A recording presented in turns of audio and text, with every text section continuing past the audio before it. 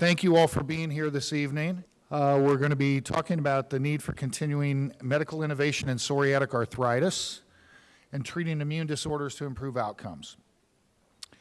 My name is Randy Baronic. I'm President and CEO of the National Psoriasis Foundation, and I am joined to my left by two of the finest rheumatologists in the United States and a patient volunteer from the San Diego area, Dr. Chris Richlands at University of Rochester, Dr. Elaine Husnes at Case Western University, and Noella Ferrara.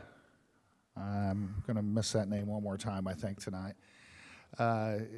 Is a NPF, a National Psoriasis Foundation volunteer from right here in San Diego, who lives with psoriatic arthritis. We're going to hear more from all three of them in just a moment. The format, I've got a few opening remarks to talk about the state of psoriatic arthritis, how the National Psoriasis Foundation as a patient advocacy organization goes about attacking this issue. And then we'll hear from our two rheumatologists and patient advocate volunteer on different elements of how they see this current state of psoriatic arthritis. And then we'll have some time for questions at the end. So if you could, we'll go through all of our presentations before taking questions from all of you, because we want to save time for that. Okay, I'd like my first slide. We can get that up. Psoriasis and psoriatic arthritis are very serious diseases. They're chronic, they're progressive, they're autoimmune diseases. For those of you who don't know a whole lot about psoriatic disease, it's the most common autoimmune disorder in the United States. And it's more than just a skin disease. It's more than just joint pain. These are diseases that affect the entire individual in just about every aspect of their life. There's also comorbid conditions with people that have psoriasis and psoriatic arthritis. People in that population are much more prone to cardiovascular disease, premature cardiovascular disease, type 2 diabetes, kidney disease, certain forms of lymphoma are all comorbid conditions of people with psoriatic disease. And as we go through this, I think it will point out the need for us all to join together and treat these diseases more aggressively, because you'll come to find out just how startling the statistics are related to how we're not doing a very good job of managing these diseases. The prevalence in just psoriasis alone, there's about 7.5 million people in the U.S., 125 million people globally. About almost 1/3 of these people will develop psoriatic arthritis at some point. Okay, thank you. About 1/3 of those people will develop psoriatic arthritis during their lifetime. Next slide. There's largely unmet needs, as I mentioned earlier. Of that psoriasis population, some 1/4 of those people currently have undiagnosed psoriatic disease. And as you'll hear later on, psoriatic arthritis is a progressive disease, and if you think about the delay in diagnosing this very serious disease, how much damage is done in that time in which symptoms, the onset of symptoms, until the time of diagnosis and then subsequently treatment. Almost 2/3 of the patients with psoriatic diseases are not satisfied with their current method of treatment. And 90% of people with psoriatic arthritis report it to be a problem in everyday life, and about half of those people say it's a really big problem in everyday life. So why are there these unmet needs? There's a lot of different reasons, but most of them fall into these three categories. Access to care. About 40% of the people who are not treating their disease say it's due to cost. But there's also reasons that are found in our own current medical system. Most of the people, one of the things you'll see here is about 50% of people with psoriatic arthritis are not seeing a rheumatologist. They're getting treatment from some other, either specialty or just a general practitioner. So that's why many of them that's a large contributing factor to people that are unsatisfied with their current method of treatment. Delayed diagnosis, as I mentioned before, about 29% diagnosed at least 2 years after their first sign of symptoms. And then finally, the patients themselves. About 28% of the patients that are not treating their disease just have given up. Nothing seems to be working for them. The right tools are not in the marketplace for them. And then a smaller percentage obviously fear side effects from these treatments. So what does the National Psoriasis Foundation do? What is our role in all of this? We really are focused on 3 different areas. First, advocacy, and we kind of lump advocacy into one big bucket, but it really boils down to access to care issues. We spend an awful lot of time and resources trying to help patients get the coverage that they need, and trying to preserve that physician-patient relationship, and the decisions that are made in that process are paramount in our minds. And so we spend a lot of time helping patients, helping healthcare providers navigate through the seas of health coverage. And we also do a lot of government relations work on legislative initiatives that are important to our community. In the area of, the second area that we're engaged in is research and medical education. We take a multi-pronged approach to scientific discovery. We see the National Psoriasis Foundation as a catalyst in scientific discovery. We simply do not have all the resources needed to invest in the best ideas in psoriatic disease research. So we have to partner with other organizations trying to bring more people into the science of psoriatic disease. We do fund research ourselves, basic science, translational science, that the results of which get closer to what goes on in an R&D laboratory in a pharmaceutical company that actually will develop these therapies that are effective in treating these diseases. But training medical professionals, not just rheumatologists, not just dermatologists, but allied health professionals. Many of these patients are spending most of their time with a physician's assistant, a dermatology or rheumatology nurse, someone other than a physician.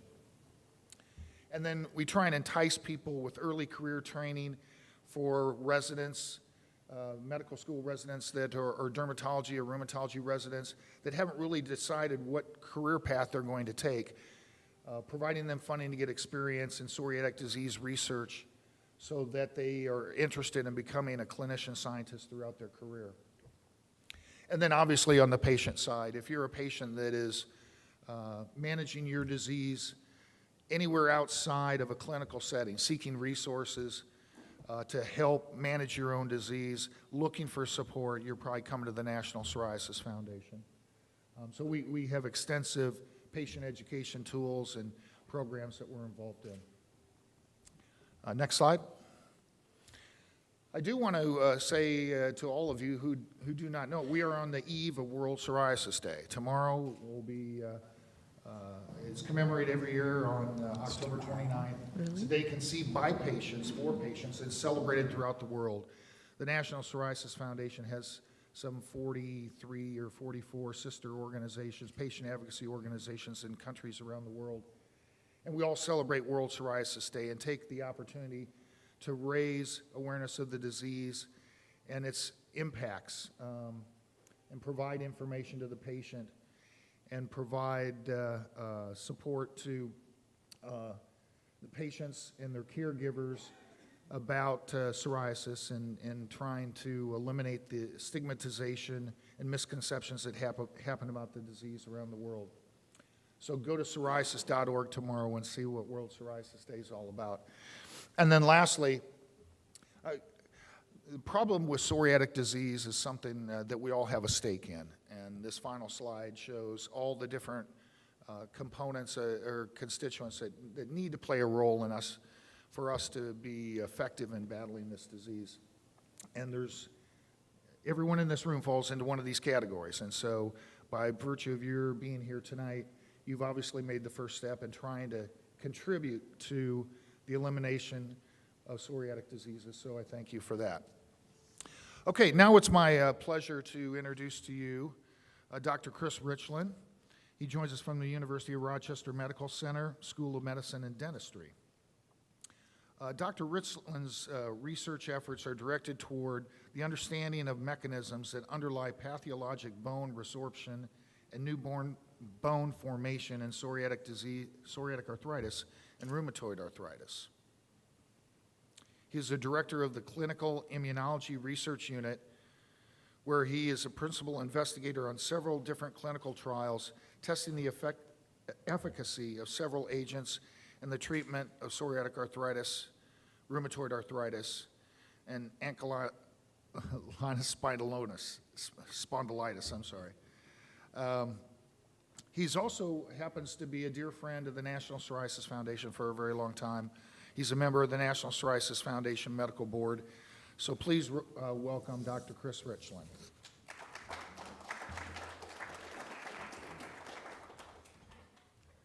Thank you, Randy. It's a pleasure to be here.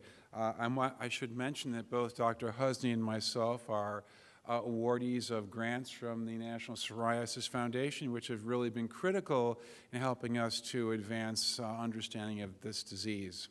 So what I wanted to start with is just to tell you that there are about 305 million Americans, and about 4% of them get psoriatic arthritis. The numbers are between 7.5 and 12 million. And about 30%, as Randy told you, will develop psoriatic arthritis. And next slide. So that's really interesting is that the gap between the onset of the skin disease, which usually comes first, and the arthritis is on average 10 years. So that gives us an opportunity to really search for arthritis and psoriasis patients, and our laboratory has been working very hard to do that. Now, this disease can be very debilitating, as Randy mentioned, and these slides here just give you some inkling of the diversity of the types of problems that patients with psoriatic arthritis can develop. So on the upper left-hand corner, you see an MRI of a patient showing on the upper part of it. I know you're not used to reading MRIs, excuse me, but there's new bone formation in the spine that's causing the spine not to move well and compressing the cord. You can see the hands have severe damage with the joints being totally resorbed. And these are the same findings in one patient in two different joints. On the left lower corner is a patient in my practice who came in with their fingers fused, and you can imagine that really inhibits function. And then on the x-rays on the right showing you that you can have extensive damage to many of the fingers and the hands. And way to the right is a young woman that came in with back pain. And again, I know you're not radiologists, but I think you can see if you look to the right of the spine there that there's a lot of new bone being formed. So psoriatic arthritis is notorious for causing a wide array of changes in the joints that can be very debilitating and impair function. Next slide. This slide illustrates that even within a single hand, that the changes can be quite dramatically different, ranging on the left-hand side, the little finger with that joint being destroyed, or looking over to the finger next to it, having diffuse inflammation. Again, I just want to illustrate to you that this disease is highly pleiotropic, meaning it has many different forms, all of them highly destructive. Next slide. So what's really important to emphasize and underscore, and Randy already mentioned this, is that psoriatic arthritis does not occur in isolation. It occurs with psoriasis, which is associated with not only skin plaques and a sense of a lack of sort of appreciation of how severe, but many people don't appreciate how severe this can be to a person's psyche. But many of these patients have other comorbidities, meaning they're often obese, and that may be driving the disease, interestingly enough. They have an increased risk of cardiovascular disease as well as diabetes. Patients can develop eye inflammation and Crohn's disease. And then the musculoskeletal circle shows you all the different forms of arthritis that one can see with psoriatic arthritis. This is very different from rheumatoid arthritis, the other common inflammatory joint disease, which is much more stereotypical in its presentation and not so diverse. Next slide. So this slide illustrates for you the variety of comorbidities, again mentioned by Randy. I just want to highlight once more, that the obesity and metabolic syndrome are really a major problem in this disease, and again, are part and parcel of the arthritis and the psoriasis, as well as depression and anxiety, which are very common. You can well imagine that if you have skin inflammation accompanied by inflammation in your joints and trying to deal with type 2 diabetes and metabolic syndrome, that this is a high stress on your psyche and on your functioning. And this is really something that we focus on and we're trying to address more globally. Dr. Husney as well will tell you about this as a major focus of her team. Next slide. So what are the major gaps in this disease? Well, up to 45% of psoriatic arthritis patients do not respond to traditional disease-modifying agents or anti-TNF agents. We lack biomarkers to help us predict which patients might respond to a specific treatment or not. And we also lack markers, as I told you at the beginning, as to what are the factors in psoriasis patients that may lead them to develop arthritis, with the knowledge that psoriasis precedes arthritis by about 10 years in most patients. We're also limited by the high cost of biologic agents, which are beyond the means of many of our patients, particularly in areas outside of the United States where it's very hard to get these medications. We also know that there's a lack of knowledge regarding the factors that link the psoriasis and the arthritis, and we need treatments that address the whole disease, meaning the skin disease, the arthritis, and all those comorbidities that I just showed you. Next slide. I belong to a group, and so does Dr. Husney, called the GRAPPA, the Group for Research and Assessment of Psoriasis and Psoriatic Arthritis, an international group of dermatologists and rheumatologists dedicated to trying to find more effective treatments for this disease. And in order to do that, we've had to understand that this disease has a wide variety of manifestations shown on the top of this slide, which include not only arthritis and psoriasis, but enthesitis, which is inflammation where tendons insert onto bones, dactylitis, which is swelling in the fingers of the hands and the fingers and the toes of the feet, and then disease in the spine. An individual patient can have all of these together or individual facets of each of these, and you can imagine that taken together, this can cause a great deal of pain and problems for individual patients. So on the left-hand side are the various treatments that are available for psoriatic arthritis, and we've been working to update and treatment recommendations based on the evidence that's out there based on clinical trials. Next slide. So this is showing you the anti-TNF response in green. So along the bottom are infliximab, golimumab, etanercept, adalimumab, and the recently approved drug certolizumab, and these are anti-TNF agents. And what you're seeing in green and on the left are the percentage of patients that respond to these agents, and the leftmost green bar in each medication is what's called the ACR20, and this is giving you the data from the phase 3 trials. All of these drugs are approved for the treatment of psoriatic arthritis. And 2 points from this slide. One is that the response to the different anti-TNF agents is pretty similar, almost identical, interestingly enough, whereas the response to the skin is better with the antibodies, which include infliximab, golimumab, adalimumab, and certolizumab, than with etanercept. So these are effective medications, but you need to think about it in reverse. What's the percentage of patients up there that are not responding? And it's about 40 to 50%. So despite the fact that we've been able to, that these drugs have been a game changer since they were introduced in 1998, we still have a tremendous unmet need. Next slide. So this slide shows you the various therapies that we have out there for rheumatoid arthritis and psoriatic arthritis. I won't belabor the point except to emphasize that there are differences. So not all the drugs that work for rheumatoid arthritis, for example, work for psoriatic arthritis. And Dr. Husney will get into details more about the newer agents right now. So my point to you that I want to emphasize is that this is a disease that have devastating impact on quality of life and even lower mortality, that we have made significant advances, but we still have a long way to go. And by partnering with the National Psoriasis Foundation, we've not only been able to fund valuable research for ourselves and others, but also to reach out to our patients in ways that we couldn't do on our own.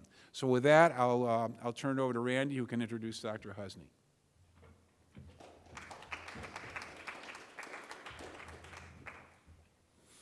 Thank you, Chris. Our next speaker is Dr. Elaine Husney, who is Vice Chair of Rheumatology and Director of the Arthritis and Musculoskeletal Center at Case Western University. She's also a staff physician in the Orthopedic and Rheumatologic Institute at the Cleveland Clinic. She's assistant professor at the Cleveland Clinic Lerner College of Medicine at Case Western University. Dr. Husney's research includes examining health outcomes of patients with rheumatoid arthritis and psoriatic arthritis, specifically in the area of cardiovascular disease. She is a current recipient of the Clinical Investigator Award by the American College of Rheumatology. She is also, like Chris, is a member of the National Psoriasis Foundation Medical Board. So please welcome Dr. Husney.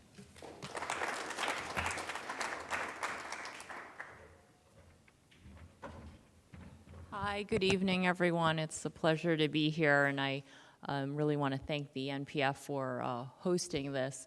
I do want to tell you a small story that I have been doing a session at the American College of Rheumatology for several years now on psoriatic arthritis. And when I started this, I don't know, maybe 4 or 5 years ago, the room was only half filled for people who'd want to sign up for these Meet the Professors. And I just want to tell you that this year, when I did it, both my sessions are sold out. So I think it kind of, explains where we are in psoriatic arthritis and how interested people are. And to have the NPF really take a focus on not only psoriasis, but psoriatic arthritis is really wonderful to see. So I'm happy to also take the stage here with Dr. Richland, who has been a great mentor in this field and has been a leader in GRAPPA and other organizations to study this.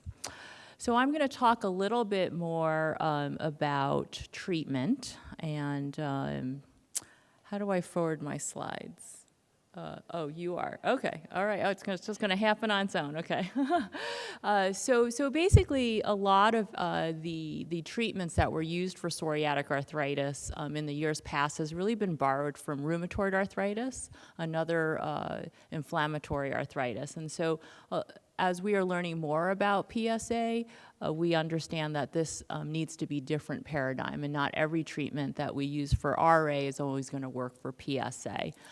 So optimizing the management of this disease has been limited due to the limitations of the randomized clinical trials, and also, pharmacologic management has slowly been trying to have some consensus between the between the EULAR and GRAPPA organizations that I'll talk about shortly. Next slide. So here, I think Dr. Richland alluded to GRAPPA, which is a research organization with researchers all over the world that are interested in studying psoriatic arthritis. And what we've really done is base some treatment on really what some of the predominant symptoms are. So you got a sense from Dr. Richland that this disease is quite heterogeneous. There are many, many manifestations that a patient can have, and that's probably some of the problems we're having in terms of looking at outcomes. So this is kind of a busy slide, but just to show you your column on the right looking at peripheral arthritis, skin disease, spine disease, enthesitis, and dactylitis. So anybody could have a combination of these, or maybe just a predominant area in one part, such as the axial or spinal disease.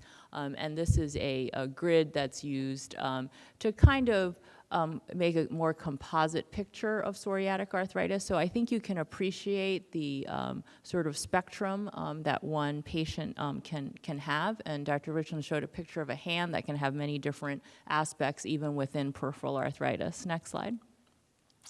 So some of the new drugs that I'm going to concentrate on, you heard a little bit about anti-TNF, and that is one of the major drugs that we use and has really been a game changer. But as you've heard, many people, not all people respond to this treatment. These are some of the new treatments. It's been pretty exciting because in the past couple months, we've heard a little bit more about ustekinumab. The dermatologists are probably very used to using this medication because it's been approved for psoriasis, but for us as rheumatologists, this has only been recently approved. Some of the other IL-17 blockers, as you see in the top half, cytokine inhibitors, are also in some early phase studies.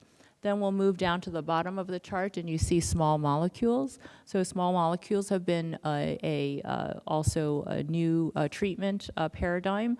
Primolas and tofacitinib has also been coming further along in their research as well, and I'll talk a little bit more about that. Next slide. So just looking at small molecules and biologics, this is just highlighting some of the differences.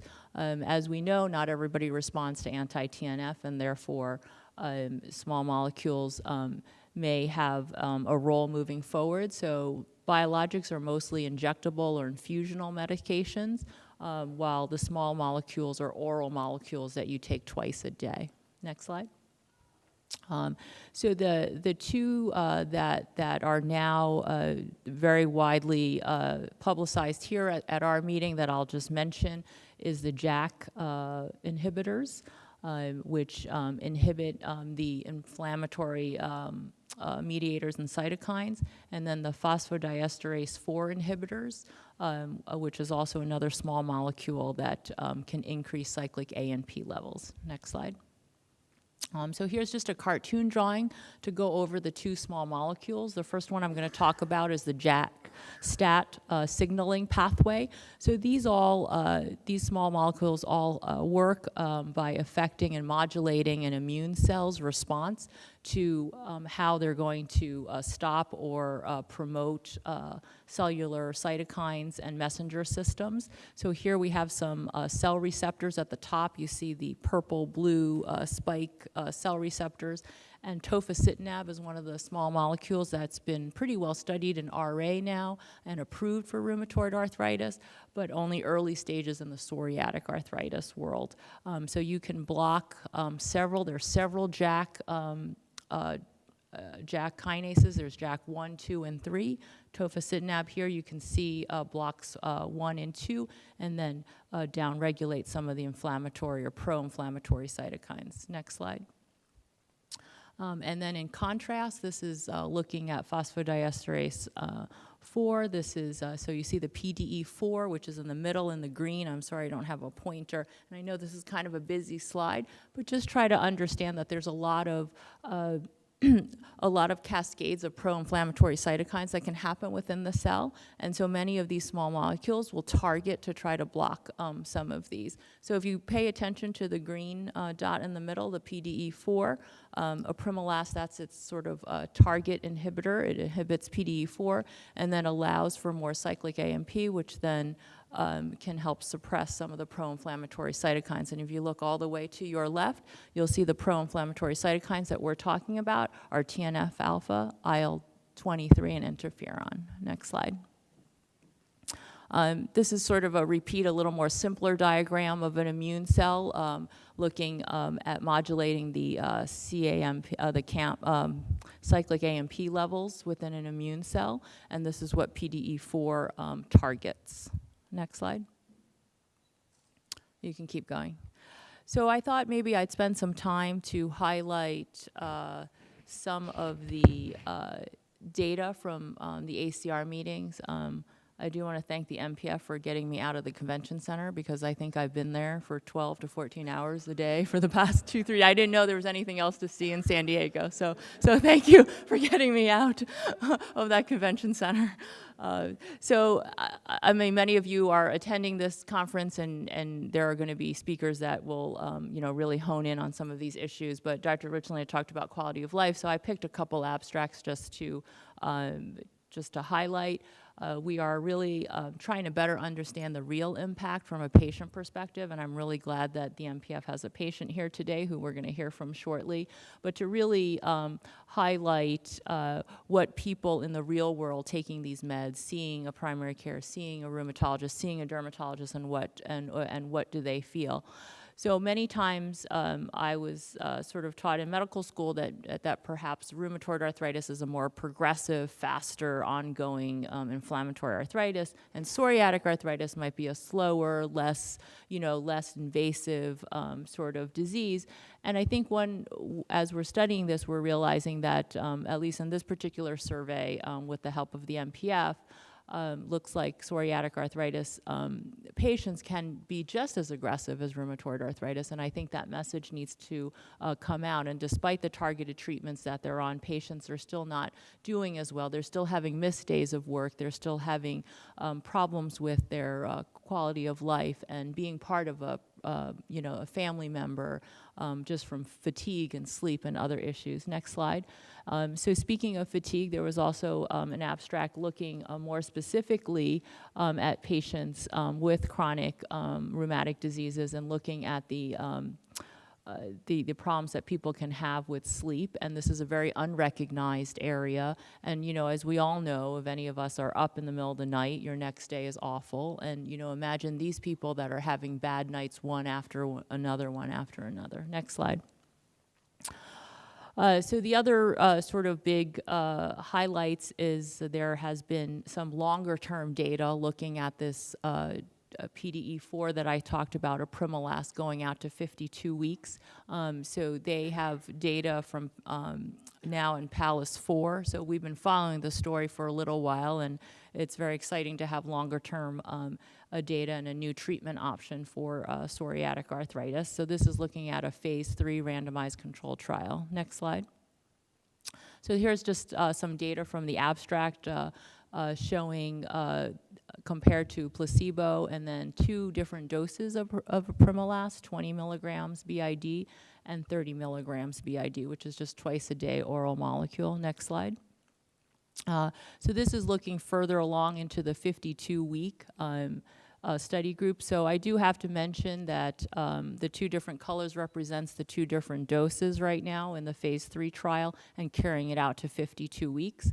As you can see, though, at the numbers on the bottom, that I believe after about week 16 or 24, the placebo phase ends, and only the patients that remain in open label remain in this trial. So what that means is that the second half of the slide on the right, if you look at the numbers, it starts off, much higher in the 150 range, and then as you go out towards the right of the slide, it drops down to about 70 patients that are left in the open label. So we're not really following all 180 patients or 50 patients moving forward, only the ones that remain, but those that remain do achieve some success with this drug.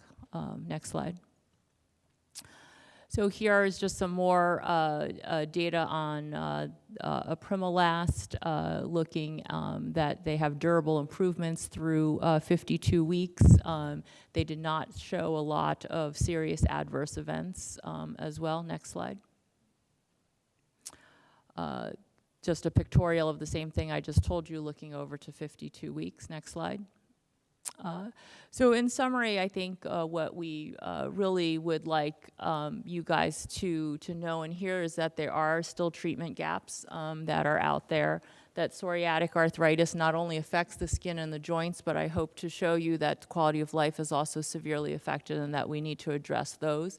And then most importantly is that there are other options now that could be available, and ustekinumab, and one of the new TNF inhibitors has also been approved for psoriatic arthritis.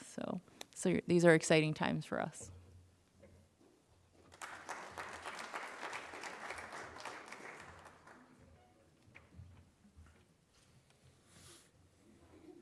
Thank you, Elaine. Well, you've heard so far about the burden of the disease and just kind of the raw numbers, and heard about current state of treatment options and kind of a look ahead to what's coming. But we all do this for a reason, and this part of the program is going to shift to why the National Psoriasis Foundation does what it does, and why Dr. Richland does what he does, and Dr. Husney does what she does. So we're going to invite Noelia Ferreira to come and share some of her story about what it's like to live with psoriatic arthritis.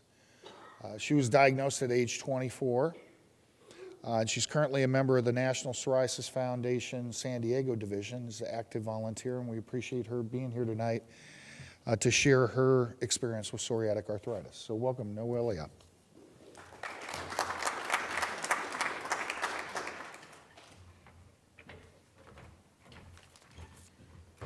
Hello. Thank you, Randy. Thank you guys for having me here. I'm really excited. To tell you a little bit about me, I was diagnosed first with psoriasis when I was 13 years old.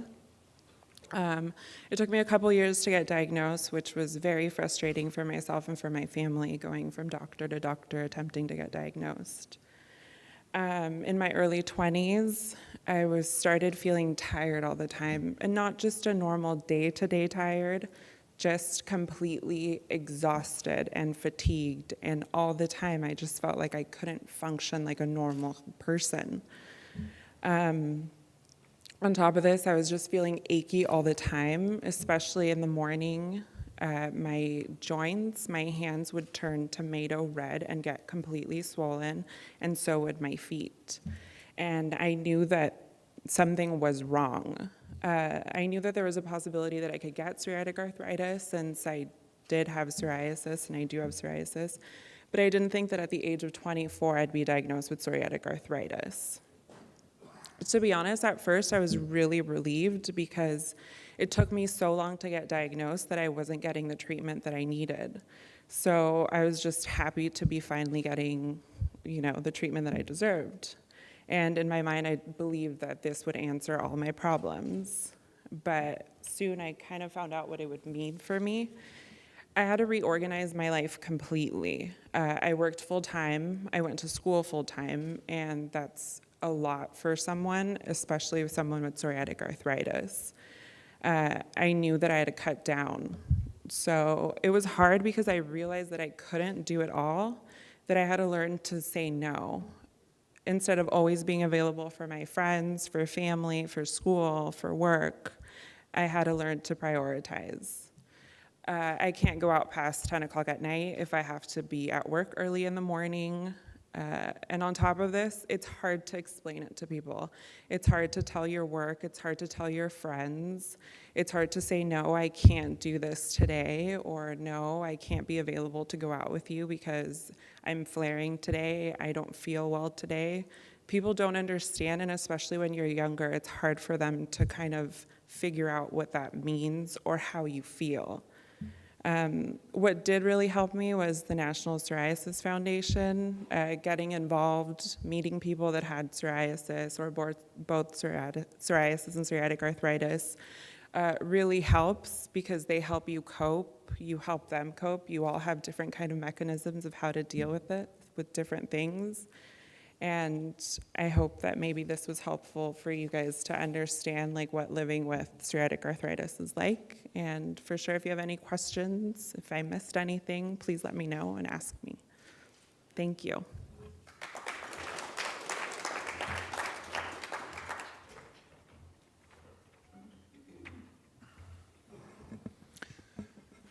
Thank you, Noelia.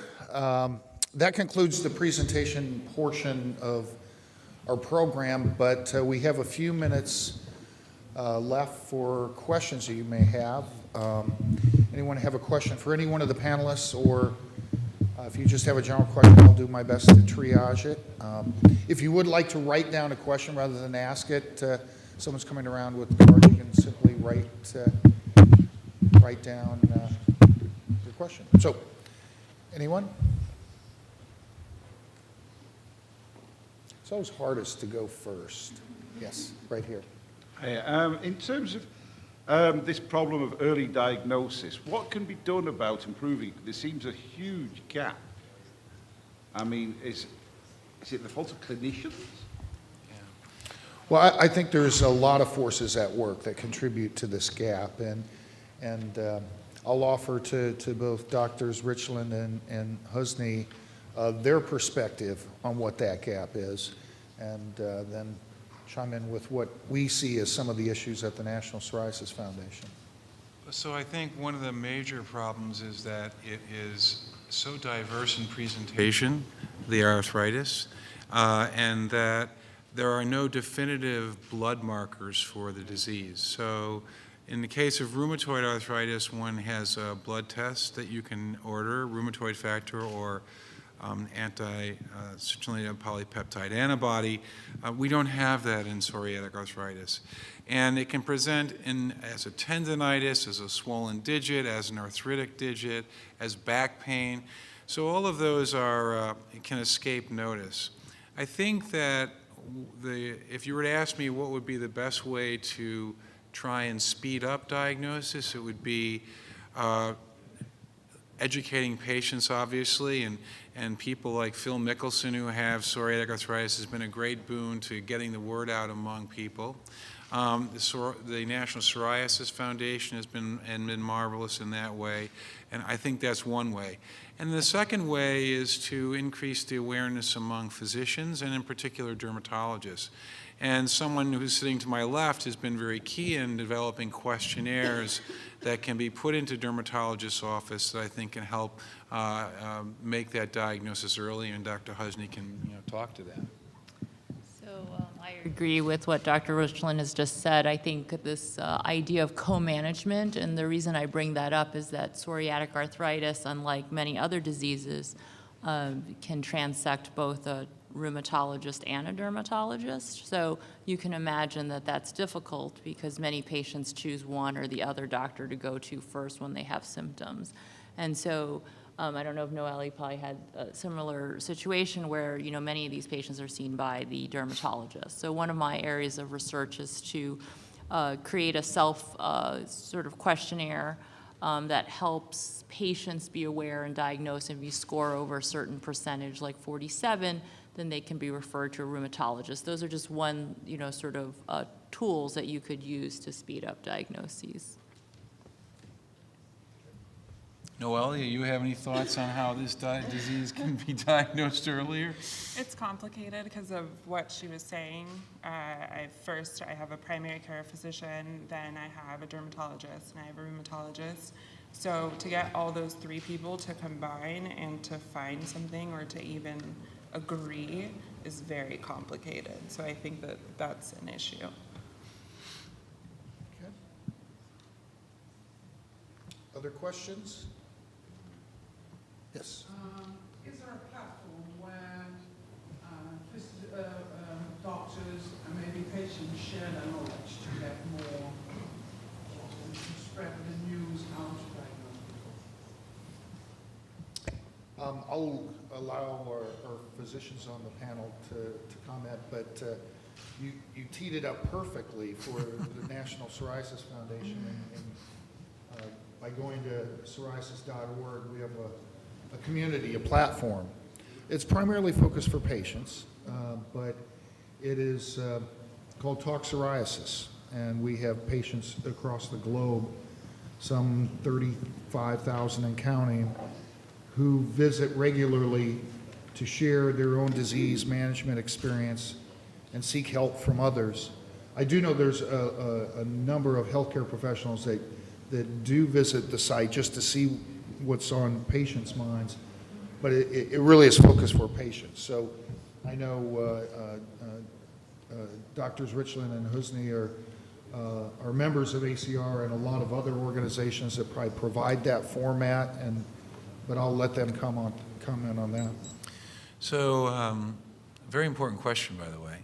There is an organization called IFPA, International Federation of Psoriasis Associations, which has a psoriatic arthritis psoriasis international meeting in Sweden every 3 years, of which there are organizations from around the world that NPF has a prominent role there, that help psoriatic arthritis patients. And there's dermatologists, there's rheumatologists, and all sorts of caregivers at every level for patients with psoriatic arthritis. And this is really quite an amazing meeting because you have very top science being discussed, you have clinical care, and then you have all the patient organizations from around the world sort of getting their resources together and talking about what works for them and what doesn't work. And so that organization, along with GRAPPA, which I'll let Dr. Husney talk about, I think have been really clearinghouses for allowing people, both patients, by the way, and clinicians, to discuss this disease at many levels.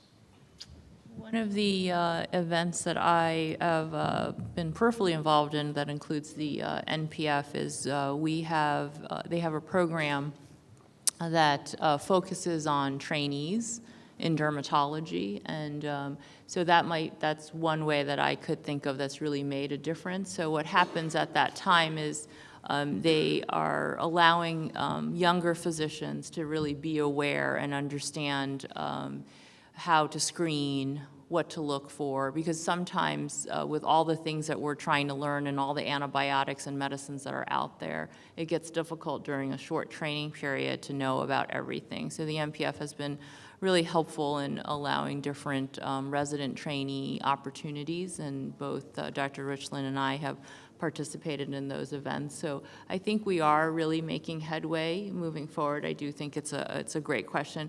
We probably can't just do it in one day, and so these are some examples of, I think, how we're really making big waves moving forward with trying to raise awareness on different levels.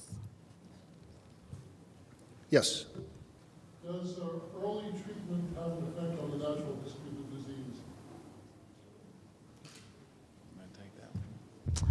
You know, I think we are, especially in rheumatoid arthritis, where we have the data for early disease, I do think that there are many studies that are showing changes and helpful in terms of radiographic progression. I think in psoriatic arthritis, our studies are lagging a little behind, but I do think that, you know, there's a window of opportunity where we can, you know, treat this disease earlier and prevent comorbidities.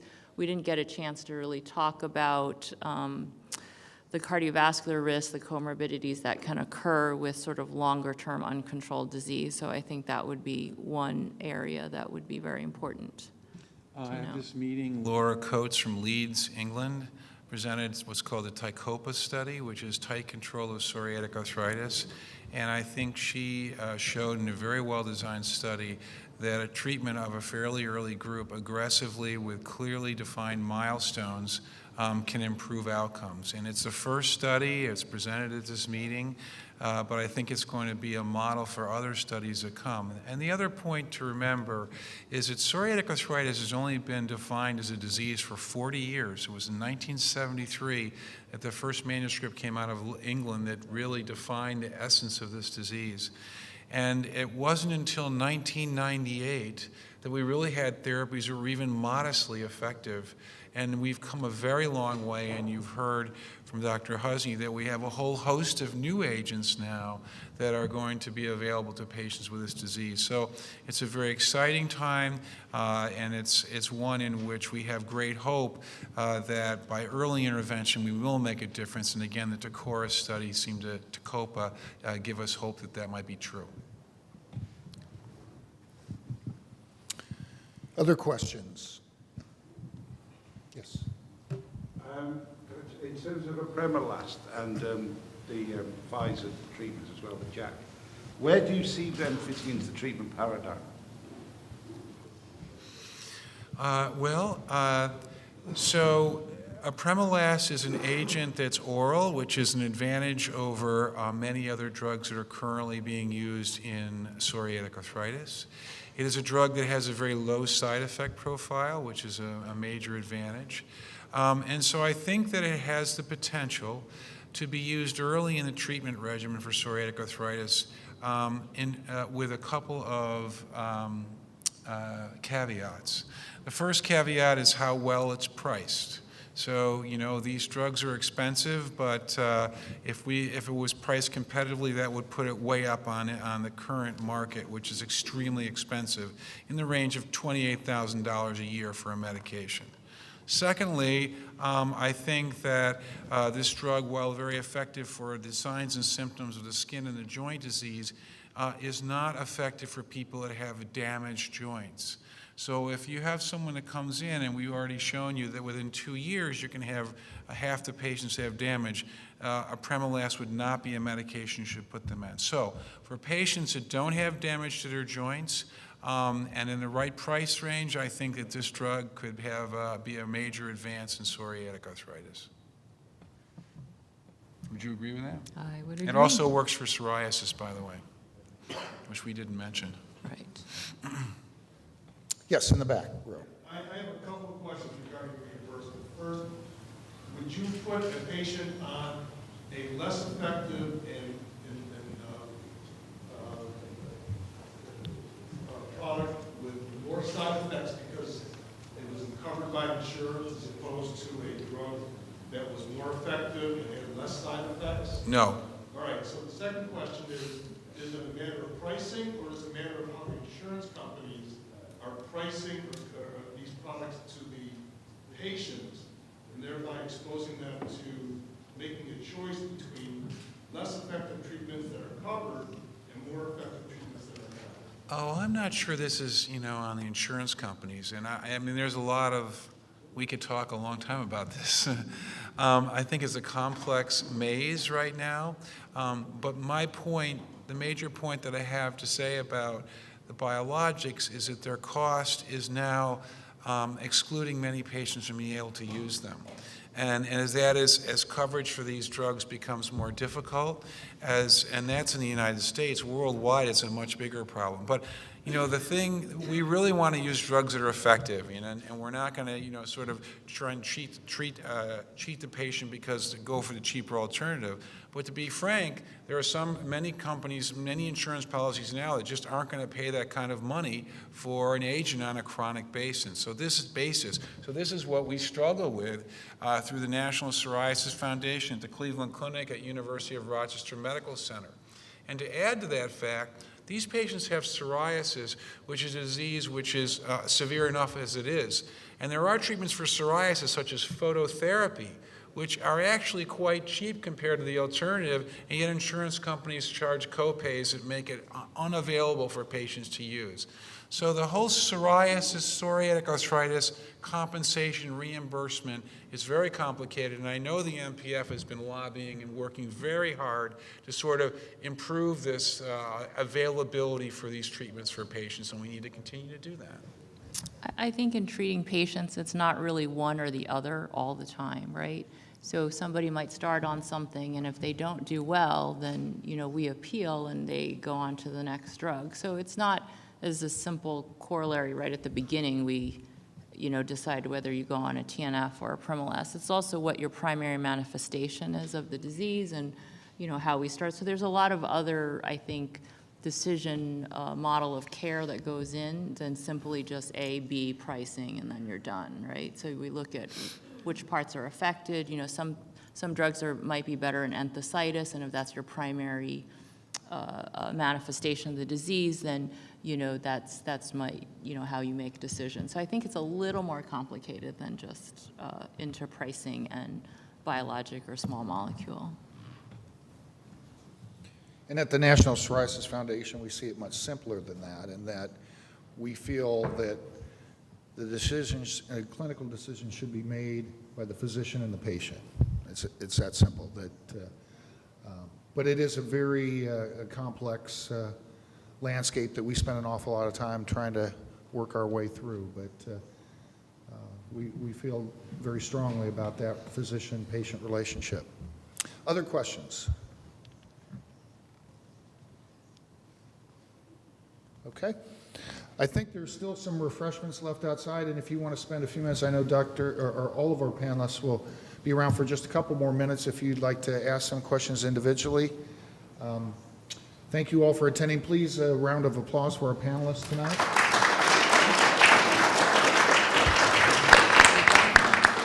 And thank you all for coming.